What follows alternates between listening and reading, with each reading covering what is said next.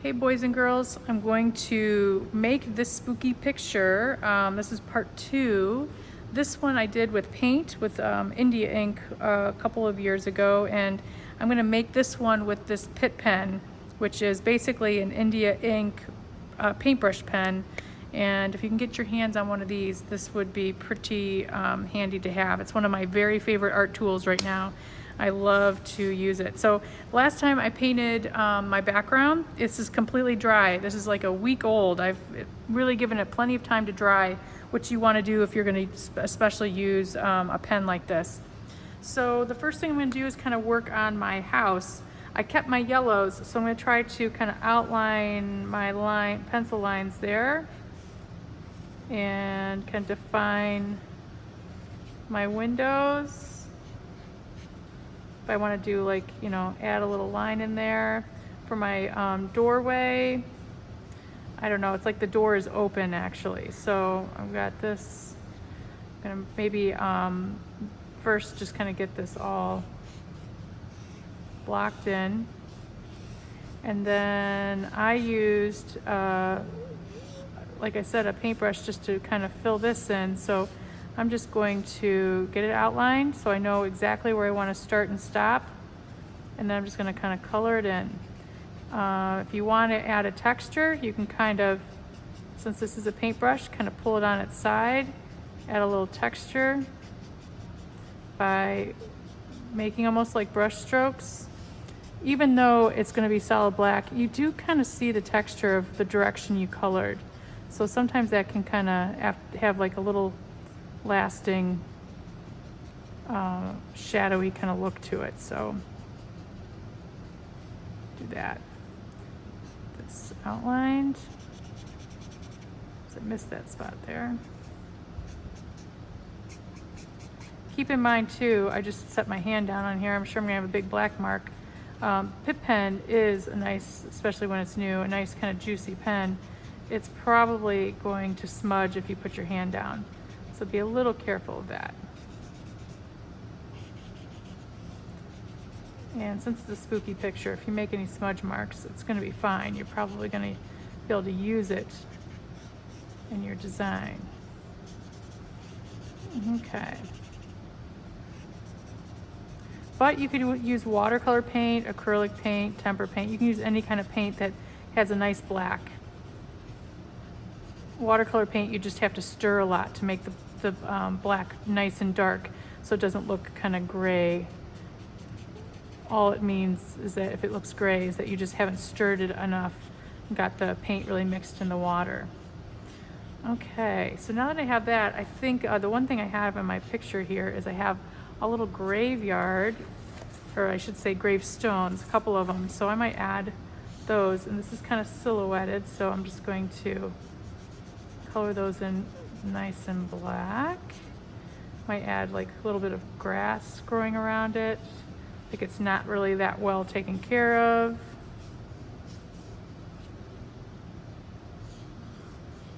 We have another one here. Now this picture is a great one for near and far because we feel like this is far away. We have this path that's widening, you know, as it's more forward in the foreground.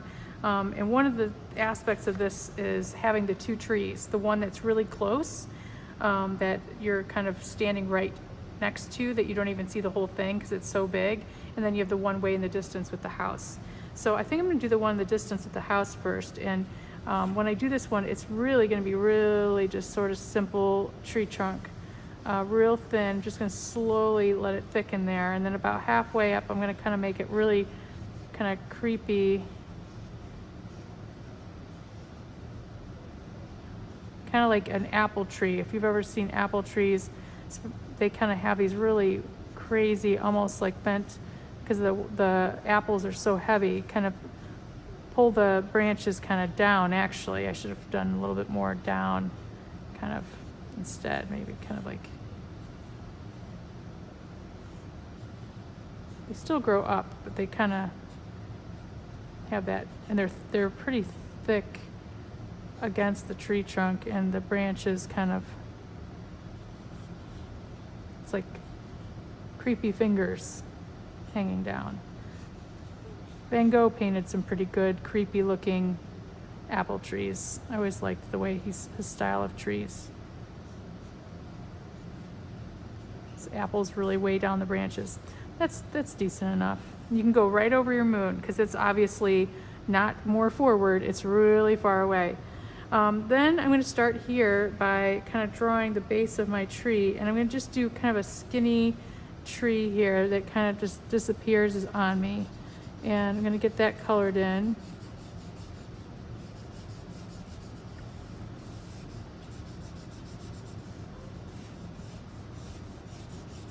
And then once I get this done,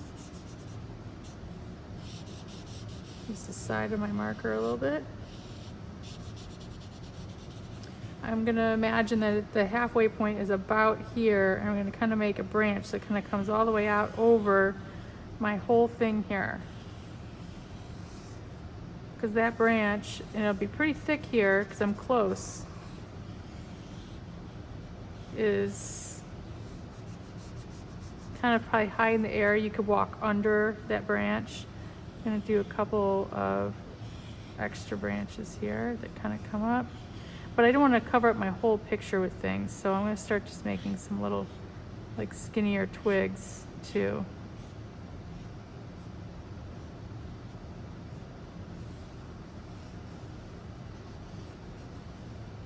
Because you've got kind of two trees overlapping, one that's near, one that's far.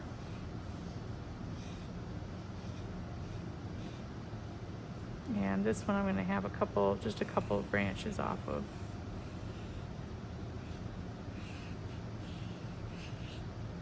Then right here, got all the thicknesses of the tree, which can be the trunk, it's the thickest, then the branches, then kind of what ends up being like a stick, and then the twigs.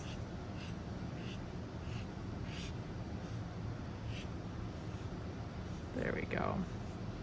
Looks pretty good.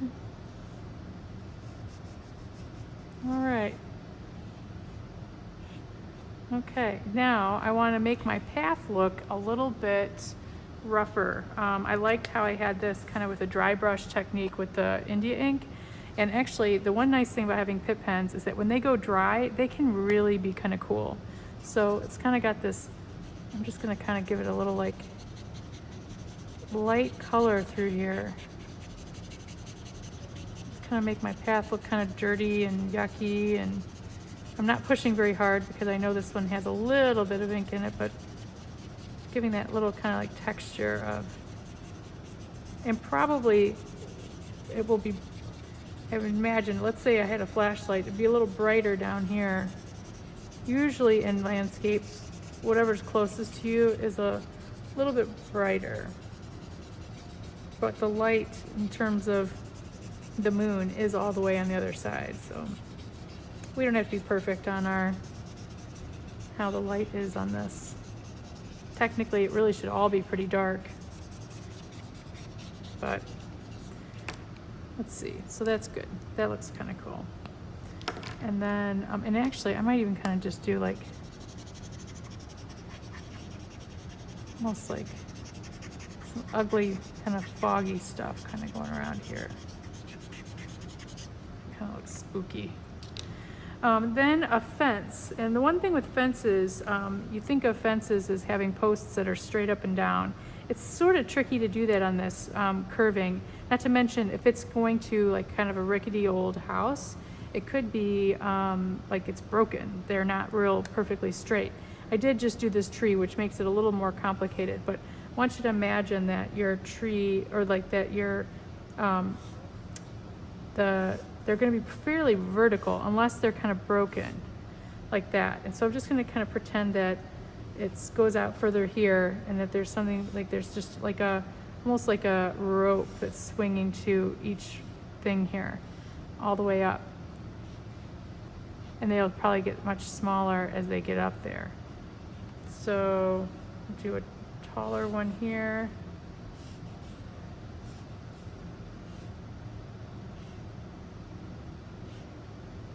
They can even be kind of straight over it too. And I'll just say that this is here.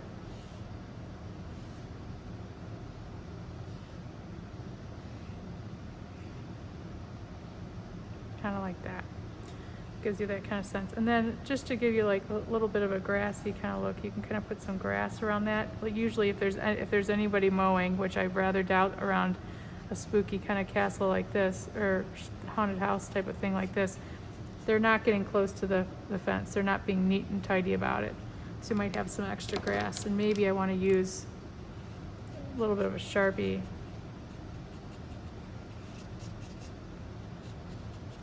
which is a little thinner. And then you can kind of do, like even around here, do a little extra grass. I already had a little over there. And you might even have little patches of grass that just kind of, and then the patches of grass would be smaller in the distance, you know, and bigger, longer here. That's another way to kind of help suggest near and far kind of thing, adding a little bit of extra. Then maybe the last thing that I like to add, it's always nice to put something like alive in your pictures. Whether it is, you know, a bird or a bat, or in this case, I have an owl sitting on a branch. So I could do that still, and I think I'm gonna put him, I guess right here's the best spot. I'm not gonna make him as big. Maybe I'll put him over here actually. And I'm just gonna go right on top of what I drew. Put his body in there. Kind of give him a head, but owls can have those like real pointy kind of ears, kind of boxy a little bit. And because I didn't plan in my yellow like I did on that one, I give them a little bit more. They kind of sit with their necks squished down in their bodies. I can take make sure that dries a little bit. I can take my silver Sharpie here, and I can give him some glowing eyes. There we go. I think my silver needs to drain down to the bottom. I think it's been sitting in there. That's one thing with silver Sharpies. You want to store them this way instead of this way. The ink will go down to the end a little bit easier. So that's pretty cool. And really, that is about it. I think my picture looks pretty good. Oh, I could also add on my gravestones. That's the wrong one. I could add a little, you know, R.I.P. It's for a little adder. Could even have like a couple little like glowing eyes coming out here. I could just keep adding and adding to this. Definitely could add like a bat or some spiders dangling from the trees, that type of thing. Whatever you feel like. I hope that you have fun making one, and hopefully you'll share with me. Thanks for watching.